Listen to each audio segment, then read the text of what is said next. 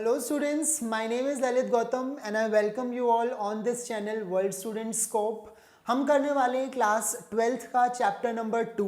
हमने स्टार्ट कर दिया है chapter number 2 and this is lecture number 2 also. Okay, electrostatic potential and capacitance. तो लास्ट लेक्चर में हमने देखा था इलेक्ट्रोस्टैटिक पोटेंशियल क्या होता है, पोटेंशियल डिफरेंस क्या होता है और पोटेंशियल एनर्जी जो है हम आगे के लेक्चर्स में पढ़ेंगे. ठीक है, तो ये सभी टर्म्स मिलती जुलती सी टर्म्स हैं लेकिन इनका जो मीनिंग है वो ऑब्वियसली डिफरेंट है.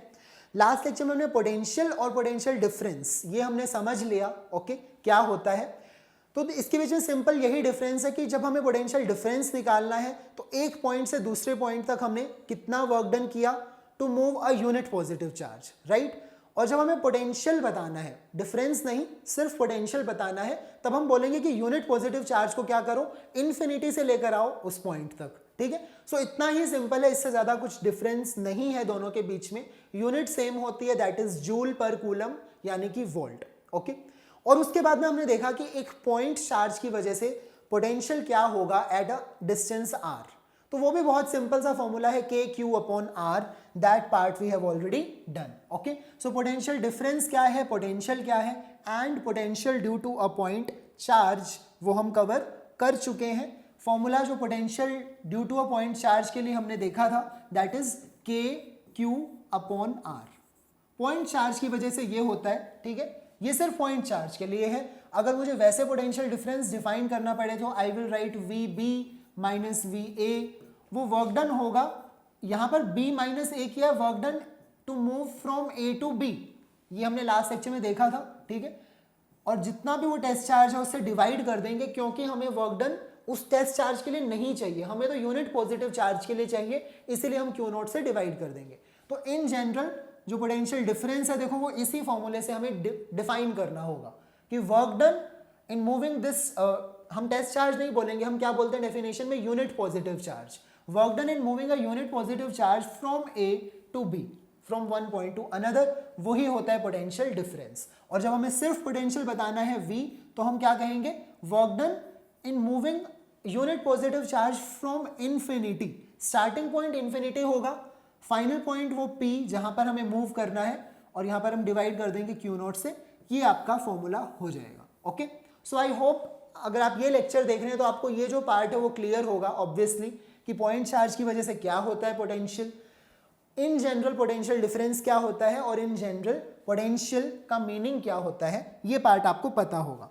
सो today we will cover potential due to dipole. अब हमने जब डाइपोल फर्स्ट चैप्टर में भी पढ़ा था, राइट. सो डाइपोल की वजह से हमने क्या कैलकुलेट किया था, इलेक्ट्रिक फील्ड. सो इस चैप्टर में हमें क्या कैलकुलेट करना है, पोटेंशियल.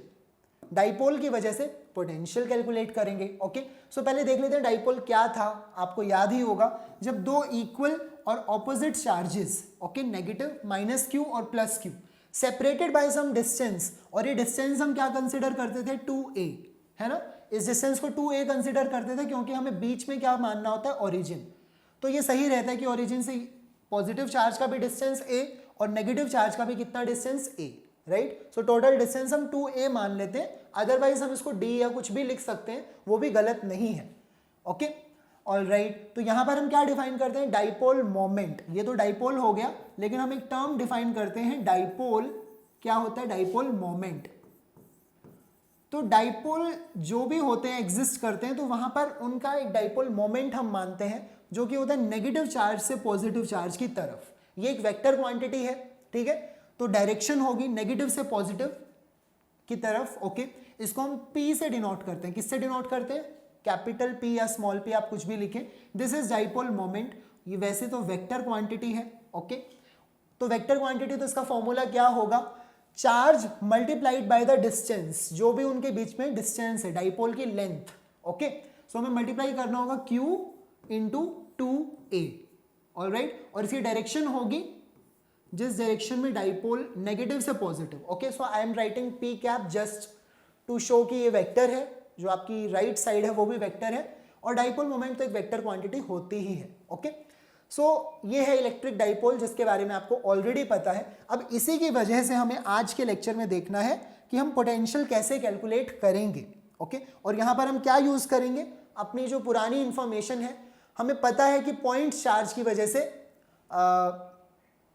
पोटेंशियल क्या होता है, हमने पॉइंट चार्ज की वजह से पोटेंशियल क्या होता है लास्ट लेक्चर में ही कैलकुलेट किया है। सो हमें देखना है electric potential due to a dipole. All right, so हम कंसिडर करते हैं this is minus Q negative charge, this is plus Q यानी कि हमारे डाइपोल का पॉजिटिव चार्ज, ठीक है। उसका एक सेंटर होगा जिसको हम मानते हैं ओरिजिन।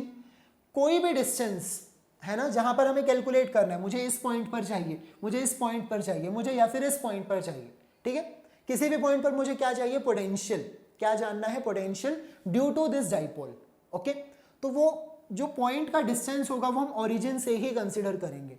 इस पॉइंट का डिस्टेंस हम ओरिजिन से ही कंसिडर करते हैं। ओके, ये जो लेंथ है वो हो जाती है 2a, ये हम मानते ही हैं, ठीक है। और डाइपोल मोमेंट की डायरेक्शन है इस डायरेक्शन में नेगेटिव से पॉजिटिव चार्ज की तरफ, ठीक है। तो अब हमारे पास डिफरेंट केसेस बनेंगे।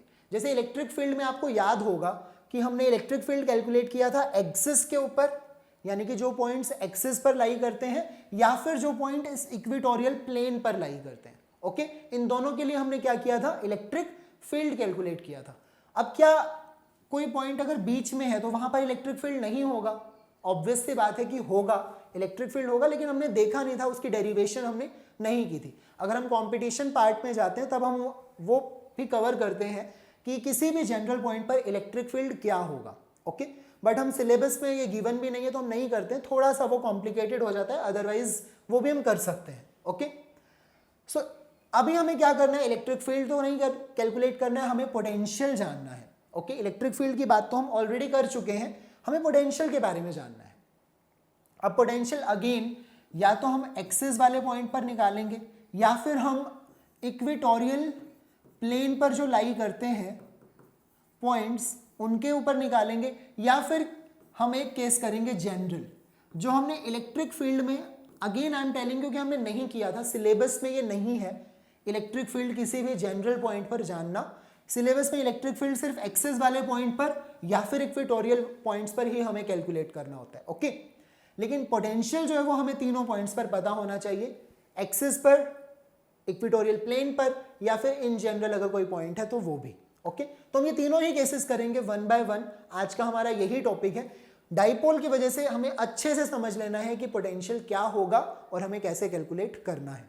ओके, अब हमारी क्या अप्रोच होगी, हमें पता है कि नेगेटिव चार्ज की वजह से भी यहाँ पर कुछ ना कुछ पोटेंशियल होगा, ठीक है, लेट्स से V1। ओके, और पॉजिटिव चार्ज की वजह से भी यहाँ पर कुछ ना कुछ पोटेंशियल होगा V2। अब पोटेंशियल तो एक स्केलर क्वांटिटी है तो उसे तो हम डायरेक्टली ऐड कर सकते हैं। So I will write V1 plus V2, यहाँ पर मैं एल्जेब्रिक सम कर सकता हूँ, है ना। तो इसीलिए तो हम पोटेंशियल पढ़ रहे हैं क्योंकि ये स्केलर क्वांटिटी है, यहाँ पर हमें वेक्टर एडिशन करने की जरूरत नहीं पड़ेगी, ठीक है। सिंगल चार्ज या फिर एक पॉइंट चार्ज की वजह से तो आप इलेक्ट्रिक फील्ड निकाल लो, वो भी आसान है, और अगर पोटेंशियल निकालेंगे तो वो भी ईजी है, कोई डिफरेंस नहीं है। हमें एक्चुअल में जो पोटेंशियल की ज़रूरत है वो तब समझ में आती है जब चार्जेस एक से ज़्यादा होंगे, ठीक है, तब हमें समझ में आएगा कि हाँ अब पोटेंशियल कैलकुलेट करना कितना ईजी है। अगर मुझे किसी जनरल पॉइंट पर भी जानना है पोटेंशियल तो वो भी कितना आसानी से हम निकाल सकते हैं, ठीक है, और इक्वेटोरियल प्लेन पर भी हम निकाल सकते हैं। तो यहाँ पर हम सभी केसेस करेंगे। इसके बाद में अगर कोई भी पॉइंट आपको दे दिया जाए तो आप पोटेंशियल निकाल पाएंगे, राइट। ओके, तो चलिए स्टार्ट करते हैं एक्सियल पॉइंट्स के लिए, ठीक है। एट एक्सियल पॉइंट हम क्या कैलकुलेट करने वाले हैं, potential. All right, so this is our dipole, this will be negative charge minus q, this is positive charge plus q, length हम अगेन कंसिडर कर रहे हैं 2a, ठीक है, और पॉइंट कहाँ पर लाई करेगा, एक्सिस के ऊपर। सो दिस इज एक्सिस और मैंने मान लिया कि ये है पॉइंट ऑफ ऑब्जर्वेशन p। उसका डिस्टेंस कहाँ से होगा, ओरिजिन से होगा ऑब्वियसली। कितने डिस्टेंस पर हम मानेंगे उसको, r distance away. So point of observation lies on axis of dipole, dipole की एक्सिस पर है और कितने डिस्टेंस पर है, distance r from the origin of dipole. Clear है आपको सिचुएशन, बिल्कुल। चलिए अब यहाँ पर पोटेंशियल होगा दोनों चार्जेस की वजह से। नेगेटिव चार्ज की वजह से मैंने माना यहाँ पर पोटेंशियल है V1, पॉजिटिव चार्ज की वजह से पोटेंशियल मैं मान रहा हूँ V2। ओके, सो जो टोटल पोटेंशियल है वो कितना हो जाएगा, इज इक्वल टू V, ये हमें कैलकुलेट करना है।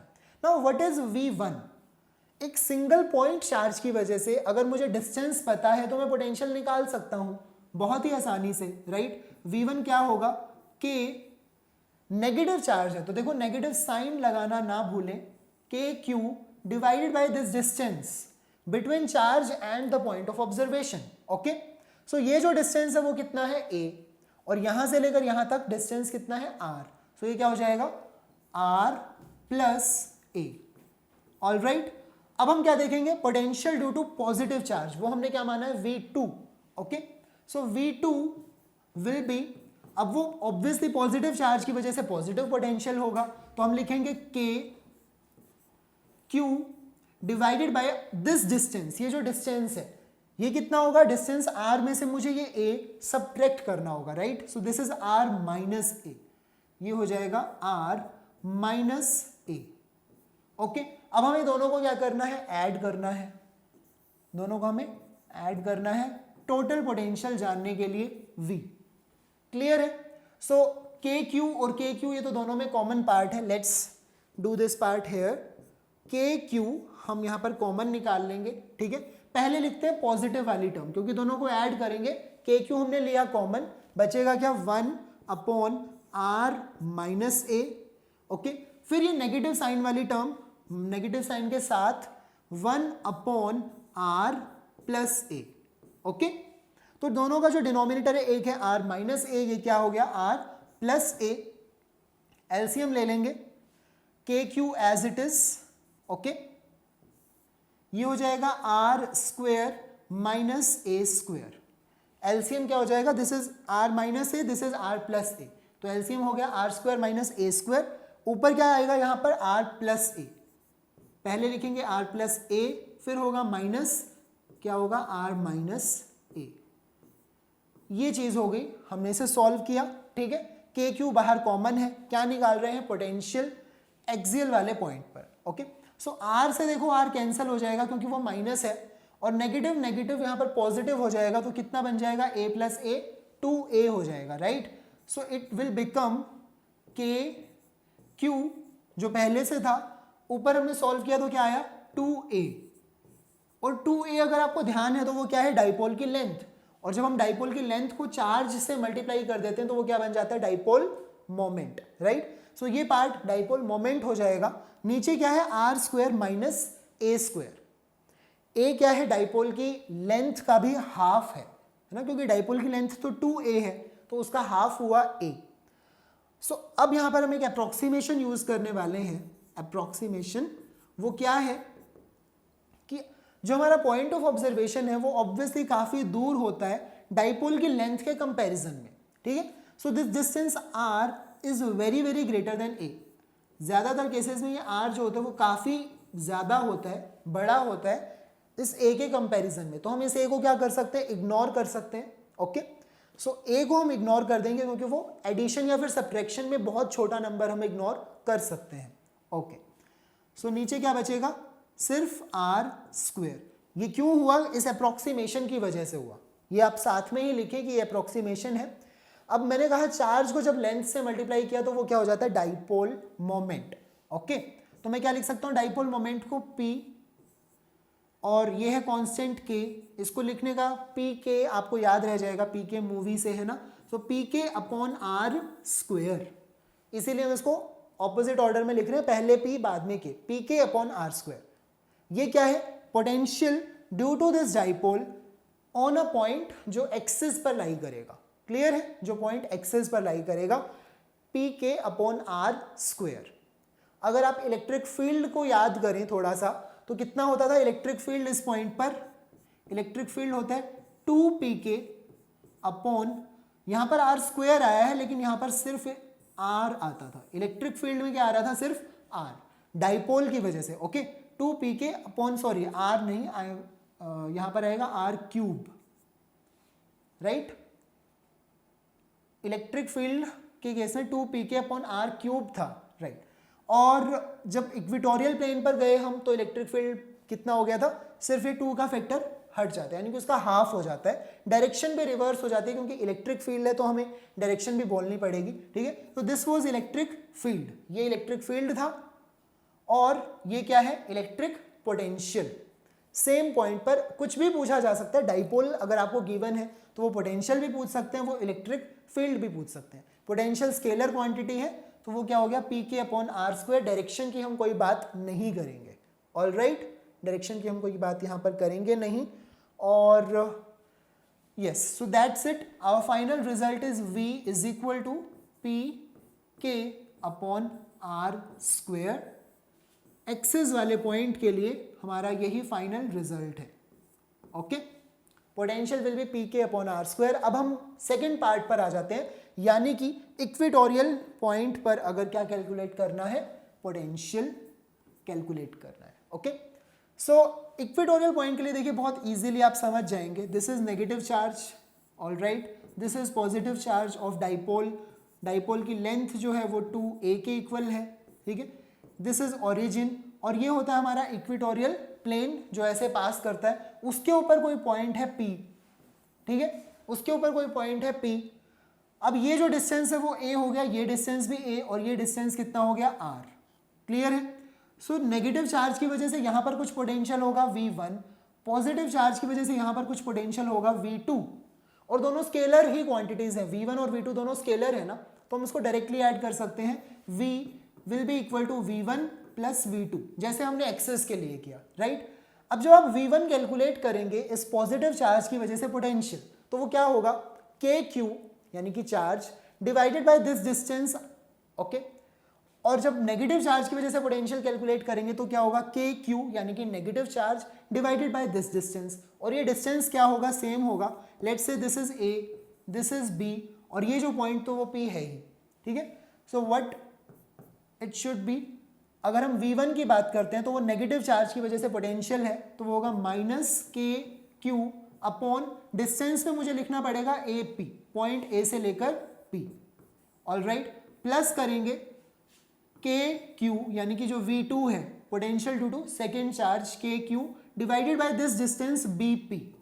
ओके, और हमें पता है कि जो AP है वो तो BP के इक्वल ही होगा, ये जो लेंथ है दोनों ही सेम होंगी, है ना, ये दोनों लेंथ सेम है। ओके, तो लेंथ अगर सेम है तो ये न्यूमरेटर तो ऑलरेडी सेम है, डिनोमिनेटर भी सेम है, और साइन कैसा है, ऑपोजिट है। सो ऑब्वियसली ये दोनों पार्ट एक दूसरे को कैंसिल कर देंगे, और जो पोटेंशियल है वो कैसा आ जाएगा, 0। सो दिस इज सेकेंड पार्ट, ये सेकेंड पार्ट है जो हमने देखा।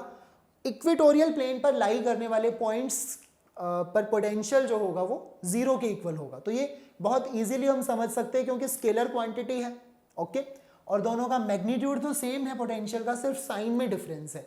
सो ऑब्वियसली पोटेंशियल जो है इक्वेटोरियल प्लेन पर, यहाँ पर जो पूरा प्लेन है उसके ऊपर हर एक पॉइंट पर पोटेंशियल क्या है, 0 है, पोटेंशियल 0 है। ओके, वो कंप्लीट एक प्लेन होगा, इनफाइनाइट नंबर ऑफ पॉइंट्स ऐसे पॉसिबल हैं। एक्सेस वाले पॉइंट के लिए हमें पोटेंशियल कितना होता है वो ऑलरेडी पता है। Okay, so now we will move on to third part. Okay, अब हम थर्ड पार्ट की तरफ मूव करते हैं। जनरल कोई भी पॉइंट अगर आ जाता है और हमें क्या कैलकुलेट करना है, पोटेंशियल वहां पर कैलकुलेट करना है, ठीक है। So let's see, this is negative charge minus Q, this is positive charge plus Q, okay, and this is any general point P जहां पर हमें क्या कैलकुलेट करना है, पोटेंशियल। अभी तक हमने देखा एक्सिस पर या फिर इक्वेटोरियल प्लेन पर अगर वो पॉइंट लाई करता है तो पोटेंशियल क्या होगा। Okay, now this is the point P। यहां पर अब इन्होंने इलेक्ट्रिक फील्ड दिखाया हुआ है, इलेक्ट्रिक फील्ड की हम अभी बात नहीं करेंगे। ओके, अब इसको करने के या फिर इसको समझने के ना 2 तरीके हैं। ओके, तो पहले हम देखेंगे थोड़ा सा इजी मेथड। हम क्या करने वाले हैं, इस पॉइंट P पर पोटेंशियल जानने वाले हैं इस डाइपोल की वजह से, और ये पॉइंट ना तो एक्सेस पर लाई कर रहा है ना इक्वेटोरियल प्लेन पर है, ठीक है। तो इस पॉइंट का जो पोजीशन वेक्टर है, देखो ओरिजिन से, है ना, जो इसका पोजीशन वेक्टर है वो कितना एंगल बना रहा है, ये थीटा एंगल बना रहा है। कितना एंगल बना रहा है, थीटा। ओके, और ये हमारा डाइपोल है जिसका डाइपोल मोमेंट कितना होता है, P। क्या होता है डाइपोल मोमेंट, P, इस डायरेक्शन में होता है। ओके, तो हम क्या करेंगे, इस किसी भी वेक्टर को हम रिजॉल्व कर सकते हैं, ये आपने पढ़ा है ऑब्वियसली, है ना। किसी भी वेक्टर को हम रिजॉल्व कर सकते हैं। अगर मुझे ये एंगल पता है तो 2 डायरेक्शंस में रिजॉल्व कर दूंगा। एक तो होगा जो इस डायरेक्शन के अलोंग होगा कंपोनेंट, दूसरा उसके परपेंडिकुलर डायरेक्शन में, राइट। सो जो डायरेक्शन के अलोंग इस एंगल के साथ में जो है ना कंपोनेंट होगा वो क्या होगा, P cos थीटा, है ना। और जो परपेंडिकुलर डायरेक्शन में होगा वो होगा p sin थीटा। क्लियर है? सो अब यहाँ पर डाइपोल मोमेंट के हमने क्या कर दिए, दो कंपोनेंट कर दिए। एक कंपोनेंट है p cos थीटा, दूसरा कंपोनेंट है p sin थीटा। ओके, लेकिन अगर देखा जाए तो है तो ये भी डाइपोल मोमेंट ही। p cos थीटा क्या है, क्या उसकी यूनिट चेंज हो गई cos थीटा से मल्टीप्लाई होने पर? नहीं है, तो वो अभी भी dipole moment. Similarly p sin theta क्या है, वो भी एक डाइपोल मोमेंट है। तो क्यों ना हम इस सिचुएशन को ऐसे इमेजिन कर लें कि पहले तो देखो ये एक सिंगल डाइपोल गिवन था जिसका डाइपोल मोमेंट इस हॉरिजॉन्टल डायरेक्शन में था। ऑलराइट, अब हम इसको भूल जाते हैं कि ऐसा कोई डाइपोल मोमेंट था, मतलब जो ओरिजिनल था। अब आप ये मानिए कि दो डाइपोल यहाँ पर रखे हुए हैं, ठीक है। एक डाइपोल कुछ ऐसे है जिसका डाइपोल मोमेंट इस डायरेक्शन में है और कितना है, p sin थीटा के इक्वल है। दूसरा डाइपोल कुछ ऐसे रखा गया है, ठीक है, और उसका डाइपोल मोमेंट कितना है, p cos थीटा है। दोनों का रिजल्टेंट तो वही है जो हमें ओरिजिनल सिचुएशन गिवन है। Clear? So this is p sin theta and this is p cos theta. Okay, ये हमारे क्या हो गए, डाइपोल मोमेंट। हमने दो अलग अलग डाइपोल्स यहां पर इमेजिन कर लिए। चलिए, अब ये जो हॉरिजॉन्टल ये जो डाइपोल है p cos थीटा, अब आप मानते हैं कि ये जो डाइपोल है उसकी एक्सिस पर ये पॉइंट लाई कर रहा है ना, डाइपोल इसी डायरेक्शन में है और जो पॉइंट है वो इसकी एक्सिस पर आ गया है ना। और जो दूसरा डाइपोल है ये, इस डाइपोल के लिए मैं इस पॉइंट को कैसे समझ सकता हूं, वो इक्वेटोरियल प्लेन पर आ गया। ठीक है, कहां आ गया, इक्वेटोरियल प्लेन पर। तो यहां पर जो पोटेंशियल है ना, potential Vp will be due to p cos theta.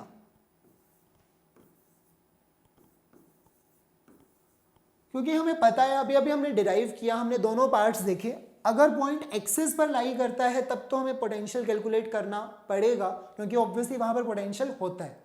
लेकिन अगर वो पॉइंट इक्वेटोरियल प्लेन पर आ जाता है तब पोटेंशियल क्या होता है, जीरो होता है। तो हमें सॉल्व करने की जरूरत ही नहीं है। तो ये जो p sin थीटा है इसकी वजह से यहां पर देखो कोई पोटेंशियल नहीं होगा, लेकिन जो p cos थीटा है ऑब्वियसली उसकी वजह से यहां पर पोटेंशियल होगा। ओके, और हम कितना डाइपोल मान रहे हैं, इस डाइपोल मोमेंट कितना मानेंगे, p cos theta. Original use नहीं करना आपको, p यूज नहीं करना, अब क्या यूज करना है, p cos थीटा। क्योंकि जो p cos थीटा कंपोनेंट है उसके तो ये पॉइंट एक्सिस पर आ रहा है, और जो दूसरा कंपोनेंट है p sin थीटा उसके ये पॉइंट इक्वेटोरियल प्लेन पर आ रहा है, यानी कि ये कंट्रीब्यूट नहीं करेगा। क्लियर है? तो अब आपको सिर्फ और सिर्फ क्या काम रह गया, एक डाइपोल मोमेंट है मान लो जिसका डाइपोल मोमेंट कितना है, p cos थीटा है, उसकी वजह से मुझे इस पॉइंट पर पोटेंशियल कैलकुलेट करना है। सो v potential at point p, या फिर यहां पर ऐसे मत लिखो vp, ओके, सिंपली v लिख देते हैं। पोटेंशियल विल बी, हमने फॉर्मूला देखा था p k upon R square, right. अभी अभी हमने किया formula p k upon R square, लेकिन यहां पर पोटेंशियल डाइपोल मोमेंट जो है वो p नहीं है। डाइपोल मोमेंट कितना है, p cos थीटा। जो डाइपोल मोमेंट p था वो तो ओरिजिनल डायरेक्शन में था, जिसको अब हम कंसिडर ही नहीं कर रहे, हमने तो उसको दो पार्ट्स में डिवाइड कर दिया ना। तो अब ये थोड़े हम देखेंगे, या तो p cos थीटा है या फिर p sin थीटा है। p sin थीटा की वजह से कोई पोटेंशियल यहाँ है ही नहीं, तो बचा क्या, p cos theta. Okay, so dipole moment को हमें मल्टीप्लाई करना है p cos theta into k divided by R square. Distance तो देखो वही है, सेम r, ओके, तो आर स्क्वायर। तो मैं इसको कैसे लिख सकता हूँ, थोड़ा सा और इजी वे में, p k upon R square, okay, cos theta, बस। तो देखिए कितना थोड़ा सा हमें सॉल्व करना पड़ा है, कुछ भी हमें नहीं करना पड़ा, हमने सिर्फ डाइपोल मोमेंट को दो कंपोनेंट्स में रिजॉल्व कर लिया। एक कंपोनेंट क्या हो गया, p cos थीटा, दूसरा component p sin theta, okay. और जो p cos थीटा वाला कंपोनेंट है उसकी ही एक्सिस पर ये पॉइंट आ जाता है, तो वहां पर हमने पोटेंशियल निकाल लिया। दूसरा जो p sin थीटा है उसके ये इक्वेटोरियल प्लेन पर बनता है, इस वजह से हमें वहां पर पोटेंशियल कैलकुलेट नहीं करना, p sin थीटा की वजह से पोटेंशियल नहीं पता करना। Okay, so final result is this कि अगर आपको एक डाइपोल गिवन है, ये नेगेटिव चार्ज पॉजिटिव चार्ज इस तरीके से, और किसी जनरल पॉइंट p पर क्या जानना है, पोटेंशियल, तो वो आपको इतना तो बताएंगे कि वो जो पॉइंट है वो कितना एंगल बना रहा है, उस पॉइंट का पोजीशन वेक्टर कितना एंगल बना रहा है, कितने थीटा पर है। अगर ये पॉइंट घूमकर यहाँ आ जाए, ठीक है, एक्सिस पर आ जाए तो थीटा की वैल्यू क्या हो जाएगी, यहाँ के लिए थीटा हो जाएगा 0 ऑब्वियसली। और अगर ये पॉइंट यहाँ आ जाए इसके इक्वेटोरियल प्लेन पर तो यहाँ पर थीटा क्या हो जाएगा 90 डिग्री, ठीक है। और इसके बीच में अगर कहीं पर भी वो लाई करेगा तो थीटा चेंज होता रहेगा 1 डिग्री 2 डिग्री, ठीक है, कुछ भी वो थीटा की वैल्यू चेंज होगी, वो आपको गिवन होगी।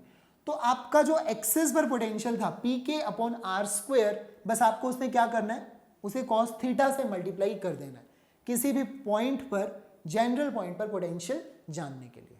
All right, so that's all, किसी भी जनरल पॉइंट पर पोटेंशियल हमें कैसे निकालना है। ओके, अब हम देखेंगे इसका एक सेकेंड मेथड जो बुक्स में या फिर डेरिवेशन करने के लिए यूज किया जाता है। I am not doing this complete, बस इसको हम कैसे सॉल्व करते हैं। ओके, हमने देख लिया कि पोटेंशियल क्या होगा, फाइनल रिजल्ट अब हमें मिल चुका है किसी भी जनरल पॉइंट पर अगर हमें पोटेंशियल जानना है। अब बुक्स में इसे कैसे सॉल्व किया जाता है, सेम सिचुएशन है, negative charge positive charge, distance क्या है 2a, ये हमारा जनरल पॉइंट जो कि कितने डिस्टेंस पर है, r डिस्टेंस पर है, ठीक है। तो यहाँ पर हम बहुत सारी अप्रोक्सीमेशंस यूज करेंगे इस डेरिवेशन में। जो पॉजिटिव चार्ज है उससे हमने इसका पोजीशन जो डिस्टेंस माना वो क्या है r1, और नेगेटिव चार्ज से जो हमने डिस्टेंस माना है वो कितना है r2। ओके, सो यहाँ पर ये डिस्टेंस है r2, ये डिस्टेंस है r1। सो पॉजिटिव चार्ज की वजह से पोटेंशियल होगा v1, नेगेटिव वाले की वजह से पोटेंशियल होगा v2, और टोटल पोटेंशियल v हो जाएगा v1 प्लस v2।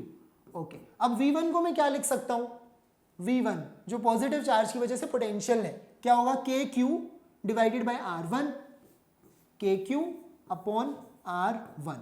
v2 को मैं क्या लिख सकता हूँ, इसकी वजह से जो पोटेंशियल है वो क्या होगा, नेगेटिव साइन आएगा सबसे पहले तो, क्योंकि नेगेटिव चार्ज की वजह से negative potential, so minus kq upon r2, क्योंकि ये जो डिस्टेंस है वो r2 है। ओके, सो अगेन kq हम देख सकते हैं कॉमन आ जाएगा, बचेगा क्या यहाँ पर 1 upon r1 minus 1 upon r2, ठीक है। सो इसको जब हम सॉल्व करेंगे तो ये हो जाएगा kq एज इट इज बाहर, एलसीएम हो जाएगा r1 और r2, इन दोनों का तो प्रोडक्ट, ऊपर क्या आएगा r2 माइनस r1। ओके, ये चीज होगी। अब ये r2 माइनस r1 क्या है, अगर मैं इस डिस्टेंस में से r1 को सब्ट्रैक्ट कर दूं, ओके, मैं एक ऐसे परपेंडिकुलर ड्रॉ करूंगा, दिस इज द परपेंडिकुलर, तो अप्रोक्सीमेटली, अब देखिए यहाँ यहीं पर अप्रोक्सीमेशन स्टार्ट हो जाएगी कि ये जो डिस्टेंस r1 है अप्रोक्सीमेटली ये डिस्टेंस भी r1 के ही इक्वल है, ठीक है। ये जो लेंथ है यहाँ से लेकर यहाँ तक, वो लेंथ कितनी है, अप्रोक्सीमेटली r1 है, कंप्लीट लेंथ कितनी है, r2 है। सो ये जो बच गया है ये वाला पार्ट, ये कितना होगा r2 माइनस r1, क्लियर है, ये होगा r2 माइनस r1। इस पॉइंट को हम लिख देते हैं पॉइंट x, लिख लो इसे, ठीक है, कुछ भी पॉइंट इसको नाम दे देते हैं, let's say this point is x। Okay, तो अब ये देखिए ट्राइंगल बनेगा, और ये ट्राइंगल क्योंकि मैंने एक परपेंडिकुलर ड्रॉ की थी तो ये राइट एंगल्ड ट्राइंगल है। ओके, तो यहाँ पर ये क्या हो गया, इस राइट एंगल ट्राइंगल का बेस, ये जो साइड है वो बेस हो गई। ये एंगल अगर थीटा है, ठीक है, ये एंगल अगर थीटा है, सो यहाँ पर क्योंकि जो पॉइंट है, देखो पॉइंट ऑफ ऑब्जर्वेशन वो बहुत ही ज़्यादा लार्ज डिस्टेंस पर हम मानते हैं डाइपोल के कंपैरिजन में, डाइपोल की लेंथ के कंपैरिजन में। सो ये जो लाइन है ना, ये सेंटर से ज्वाइन कर रही है, ये यहाँ से ज्वाइन कर रही है, अप्रॉक्सीमेटली कैसी होंगी, पैरेलल लाइंस की तरह होंगी। So if this angle is theta, I will approximately consider कि ये एंगल भी थीटा ही होगा। तो एक अप्रॉक्सीमेशन तो हमने ये मानी कि ये डिस्टेंस r1 है तो ये भी r1 होगा, हमने एक परपेंडिकुलर ड्रॉ की है, ठीक है। और दूसरा ये कि अगर ये थीटा है तो ये भी थीटा के ही इक्वल होगा। अब देखिए इन ट्राइंगल, इस ट्राइंगल को बोलेंगे AXB, AXB। इस ट्राइंगल के अंदर जो बेस है यानी कि r2 माइनस r1, ये क्या है, बेस, ठीक है, ये होगी हाइपोटेन्यूज। तो बेस अपॉन हाइपोटेन्यूज यानी कि 2a, वो होता है कॉस थीटा, क्लियर है, ये क्या होता है, कॉस थीटा के इक्वल होता है। तो मैं क्या लिख सकता हूं, बेस को मैं 2a मल्टीप्लाई कर दूंगा सेकंड इस साइड में, तो ये बन जाएगा 2a मल्टीप्लाई होगा कॉस थीटा से। All right, so this is r2 minus r1, जिसको मैं लिख सकता हूं 2a कॉस थीटा, यानी कि ये ठीक है, न्यूमरेटर तो हमें समझ में आ गया 2a cos थीटा लिखना है। अब बचा डिनोमिनेटर। अब डिनोमिनेटर के लिए देखिए ये जो डिस्टेंस है r1, ये जो डिस्टेंस है r2, इन दोनों को मल्टीप्लाई ही करना है। ओके, अब ये जो r1 है वो इस डिस्टेंस r से थोड़ा सा कम है, मान रहे r1 is slightly less than r, और जो r2 है वो स्लाइटली ज्यादा है इस r से। ठीक है, तो जब हम इन दोनों का मल्टीप्लाई कर रहे हैं तो क्या मैं उसको अप्रोक्सीमेटली r स्क्वायर के इक्वल कह सकता हूँ, r1 इंटू r2, क्योंकि ये r से थोड़ा सा ज्यादा है तो ये r से थोड़ा सा कम है। ओके, r1 जो है वो r से थोड़ा कम है तो r2 r से थोड़ा सा ज्यादा है। प्रोडक्ट जो है वो अप्रोक्सीमेटली क्या होगा, r स्क्वायर के ही इक्वल होगा, यानी कि आप इसी को 2 बार मल्टीप्लाई कर दो, दैट्स इट। तो ये भी एक अप्रोक्सीमेशन ही है। ओके, तो यहाँ पर काफ़ी सारी अप्रोक्सीमेशंस आपको लिखनी पड़ेंगी कि लेट्स कंसिडर, क्योंकि ये पॉइंट बहुत दूर है तो ये लाइंस ऑलमोस्ट पैरेलल लाइंस के जैसी होंगी। So if this angle is theta तो ये भी थीटा होगा। ठीक है, तो वो अप्रोक्सीमेशन है। r1 इंटू r2 को हम r स्क्वायर लिख सकते हैं, ये भी हम अप्रोक्सीमेटली कंसिडर कर रहे हैं। ओके, सो जो फाइनल रिजल्ट है, ये तो हमारी अप्रोक्सीमेशन है, हम फाइनल रिजल्ट क्या कर रहे हैं, v कैलकुलेट कर रहे हैं, वो होगा KQ as it is. r2 minus r1 हमने कैलकुलेट किया 2a cos थीटा। ठीक है, और नीचे क्या बन गया, r1 इंटू r2 को हमने लिख लिया r स्क्वायर। ऑलराइट, तो बुक्स में इसको इस तरह से डिराइव किया जाता है। अब हमें पता है कि charge multiplied by length, okay, dipole की लेंथ, तो वो हो जाता है डाइपोल मोमेंट, उसको मैं लिखूंगा p। ठीक है, मल्टीप्लाई हो रहा है k अपॉन क्या है, r स्क्वायर, मल्टीप्लाई होगा cos थीटा से। So we are getting same result. Okay, हमें सेम रिजल्ट मिल गया जैसा हमने पहले किया था। फर्स्ट जो इजी मेथड था, हमने उसमें क्या किया, डाइपोल मोमेंट को ही हमने 2 कंपोनेंट्स में डिवाइड कर दिया। एक हो गया p cos थीटा, दूसरा हो गया p sin थीटा। जो p sin थीटा है उसके इक्वेटोरियल प्लेन पर आ गया, तो इसलिए पोटेंशियल निकालने की जरूरत ही नहीं है। और जो p cos थीटा है उसकी वजह से p cos theta into k upon r square, वही फॉर्मूला हमने यूज कर लिया जो डाइपोल की वजह से पोटेंशियल होता है एक्सिस वाले पॉइंट पर। ओके, क्योंकि p cos थीटा की ये एक्सिस पर लाई करता है। So that part we have done. यहाँ पर हमने किया इसको डिराइव एक तरह से, मतलब प्रॉपरली। ठीक है, हमने कोई ऐसे कंपोनेंट्स में डिवाइड नहीं किया, बट अप्रोक्सीमेशंस जरूर हमने यहाँ पर यूज की हैं, and we are getting the same result. तो आपका काम तो यही है कि रिजल्ट आपको इस तरह से याद रखना है। डेरिवेशन अगर आती है तो आप इसे सॉल्व करके दिखा सकते हैं, दोनों ही तरीके सही हैं, कोई भी मेथड रॉन्ग नहीं है। ओके, सो डाइपोल की वजह से आपका जो पोटेंशियल होता है वो P K cos theta upon R square in general किसी भी पॉइंट पर, तो यानी कि डिस्टेंस पर तो डिपेंड कर ही रहा है। ओके, डिस्टेंस पर तो डिपेंड कर ही रहा है, थीटा पर भी डिपेंड कर रहा है। जो पोटेंशियल है वो थीटा पर भी डिपेंड कर रहा है अगर हम डाइपोल की वजह से निकाल रहे हैं तो। क्लियर है? So that's all. देखिए इस लेक्चर में अभी हमने ये थ्योरेटिकल पार्ट डिस्कस कर लिया, अब बस एक न्यूमेरिकल कर लेते हैं इसके ऊपर बेस्ड, इसी फॉर्मूले पर बेस्ड। ठीक है, न्यूमेरिकल तक जाने से पहले एक बार डिफरेंशिएट कर लेते हैं डाइपोल और पॉइंट चार्ज के बीच में। ये हमने अपने कल वाले लेक्चर में पढ़ा था, लास्ट लेक्चर। ओके, और ये हमने आज पढ़ा है डाइपोल के बारे में, ये हमने लास्ट लेक्चर में ऑलरेडी पढ़ा था। अब इसको डिफरेंशिएट कर लेते हैं, पोटेंशियल कैसे अलग है। डाइपोल के अंदर पोटेंशियल जो है डिपेंड करता है सिर्फ आर के ऊपर एज वेल एज थीटा के ऊपर, दोनों पर डिपेंड कर रहे हैं, है ना। फॉर्मूला क्या आया पोटेंशियल का, P K cos theta divided by R square. तो अभी अभी मैंने कहा डिस्टेंस पर और थीटा पर, दोनों पर डिपेंड करेगा, लेकिन पॉइंट चार्ज की वजह से पोटेंशियल होता है सिंपली के क्यू अपॉन आर। ओके, ये फॉर्मूला था जो हमने लास्ट लेक्चर में किया था। तो देखिए सिर्फ और सिर्फ आर पर डिपेंड कर रहा है, डिपेंड्स ओनली ऑन आर कह सकते हैं। सेकेंड इज कि डाइपोल की वजह से जो पोटेंशियल है वो सिलेंड्रिकली सिमेट्रिक है, जबकि एक पॉइंट चार्ज की वजह से जो पोटेंशियल है वो स्फेरिकली सिमेट्रिक है। ठीक है, अगर ये पॉइंट चार्ज है तो एक स्फीयर बना दो उसके आसपास, जिसके ऊपर हर एक पॉइंट कितने डिस्टेंस पर है, आर डिस्टेंस पर है, तो हर एक पॉइंट पर सेम पोटेंशियल होगा।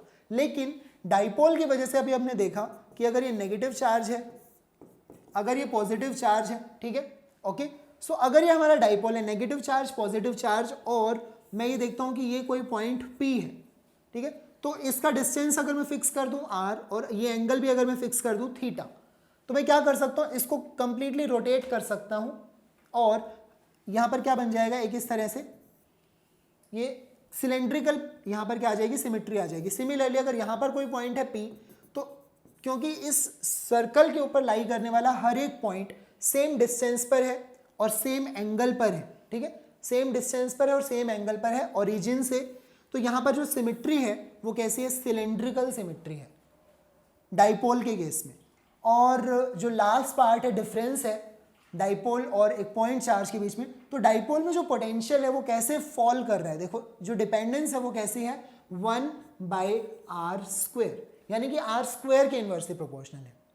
जबकि पॉइंट चार्ज में अगर हम देखते हैं तो पोटेंशियल कैसे फॉल करता है, 1/r, सिंपली 1/r के प्रोपोर्शनल है, यहाँ पर 1/r² आ जाता है। तो जो यहाँ पर है पॉइंट चार्ज में पोटेंशियल धीरे डिक्रीज करेगा, लेकिन यहाँ पर जो डिक्रीज होगा वो बहुत ही फास्टली डिक्रीज करेगा विद डिस्टेंस, क्योंकि r² आ गया। ओके, तो r² की वजह से पोटेंशियल ज़्यादा जल्दी फॉल यहाँ पर करेगा, okay, compare to point charge. Okay, so now we will see one question based on today's lecture, जो भी हमने पढ़ा है। Question this, a short electric dipole has dipole moment of 4 × 10⁻⁹ coulomb metre. Dipole moment की unit यही होती है coulomb metre, और हमें वैल्यू गिवन है। Determine the electric potential due to dipole at a point distant 0.3 metre. Okay, कितने distance पर है, 0.3 metre from the centre of dipole situated. अब वो पॉइंट कहाँ पर है ये पता होना बहुत ज़रूरी है, ठीक है। On the axial line, on equatorial line, and C part is line making an angle of 60 degree, ठीक है। So this is negative charge, this is positive charge, ये हमारा डाइपोल हो गया, ठीक है। एक बार हमें वो पॉइंट लाई कर रहा है कहाँ पर, एक्सिस पर। सेकेंड टाइम हम मानेंगे कि वो पॉइंट लाई कर रहा है कहीं इक्वेटोरियल प्लेन पर, पॉइंट बी, एंड लास्ट में हम मानेंगे किसी भी पॉइंट सी पर वो लाई कर रहा है, और वो कितना एंगल बना रहा है, 60 degree. Alright, so first part अगर हम देखते हैं तो पोटेंशियल ए इस पॉइंट पर कितना होना चाहिए, ये एक्सियल पॉइंट है, ठीक है, एक्सिस पर आ रहा है, तो क्या होगा, Pk/r², ठीक है, Pk/r²। अब जो डाइपोल मोमेंट है P वो हमें ऑलरेडी गिवन है, this is dipole moment P, क्या वैल्यू है, 4 × 10⁻⁹, तो हम सब्स्टिट्यूट कर देंगे 4 × 10⁻⁹। जो कांस्टेंट K है उसकी वैल्यू क्या होती है, 9 × 10⁹, ठीक है, ये हमें ऑलरेडी पता है। अब हमें r² करना है, डिस्टेंस कितना है, 0.3 मीटर, ये है r, तो इसका स्क्वायर करेंगे तो क्या हो जाएगा, 0.3 स्क्वायर विल बी 0.09, है ना, 3 का स्क्वायर 9 ही होता है। सो दिस विल बिकम 4 × 9, जो नंबर्स हैं उनको एक तरफ कर लेते हैं, 4 × 9, 10 की पावर में क्या रह गया, 10 की पावर में ये 9 है और ये -9 है, तो यहाँ पर कुछ बचा ही नहीं, 10 की पावर को रहने देते हैं बिकॉज ये कैंसिल कर जाएगा। So we are only left with 0.3 का स्क्वायर, वो क्या होगा, 0.09, या फिर मैं उसे लिख सकता हूँ 9 × 10⁻⁻²। 0.09 को हम ऐसे लिख सकते हैं, 9 से 9 कैंसिल, ठीक है। 10 की पावर -2 जब ऊपर जाएगा तो क्या बन जाएगा, 100, और वो 4 से मल्टीप्लाई होगा तो 400, ये आ जाएगा volt. So this is your answer to calculate potential at point A. अगर वो पॉइंट एक्सिस पर लाई करता है तो हम बोलेंगे कि पोटेंशियल कितना है, 400 वोल्ट है at a distance 0.3 metre away from the origin. Okay, अब अगर हम बी पार्ट की बात करें, सो सेकंड पार्ट में सीधी सी बात है, इक्वेटोरियल लाइन पर पूछा गया है और हमें पता है यहाँ पर पोटेंशियल कितना होता है, 0, तो कैलकुलेट करने की जरूरत ही नहीं है, पोटेंशियल क्या होगा, 0 होगा, ऑब्वियस सी बात है। So let's move on to C part, जो कि हमारा थर्ड पार्ट है, ठीक है। पोटेंशियल जानना है इस सेम डिस्टेंस पर, देखिए डिस्टेंस चेंज नहीं हुआ है, 0.3 मीटर, सिर्फ वो हमने रोटेट कर दिया ऐसे, ठीक है। सो वो 60 डिग्री एंगल पर आ गया है। अब तो हमने पढ़ा था कि जितना पोटेंशियल एक्सिस पर है वो तो होगा ही, उसको किससे मल्टीप्लाई कर देना है, cos थीटा, यानी कि cos of this angle 60 degree, ठीक है। सो यहाँ पर जो पोटेंशियल है पॉइंट सी पर, वो क्या होगा, फॉर्मूला देखो यही रहेगा, Pk/r² मल्टीप्लाई होगा cos थीटा से, ठीक है, cos थीटा, और Pk/r², इसकी वैल्यू हमें पता है 400 है, और यहाँ पर थीटा क्या है, कॉस 60 डिग्री होगा, थीटा इज 60, तो कॉस 60 डिग्री पर होता है हाफ। ओके, 400 का हाफ कितना हो जाएगा, 200 will be your answer. All right, so हमने इस क्वेश्चन में डाइपोल मोमेंट की वजह से पोटेंशियल कैलकुलेट कर लिया, तीनों तरह से देख लिया, एक्सियल लाइन के लिए, इक्वेटोरियल लाइन के लिए, और एक जनरल किसी भी पॉइंट पर अगर निकालना है पोटेंशियल तो भी। ठीक है, सो अब हमें समझ में आ गया कि डाइपोल मोमेंट का अगर कोई क्वेश्चन आता है और हमें पोटेंशियल निकालना है तो वो हमें कैसे करना है। नेक्स्ट लेक्चर में हम कुछ और न्यूमेरिकल प्रॉब्लम्स देखेंगे बेस्ड ऑन दीज फॉर्मूलाज जो हमने आज के लेक्चर में पढ़े हैं और जो हमने कल के लेक्चर में पढ़े थे। Till then keep watching our lectures and thank you.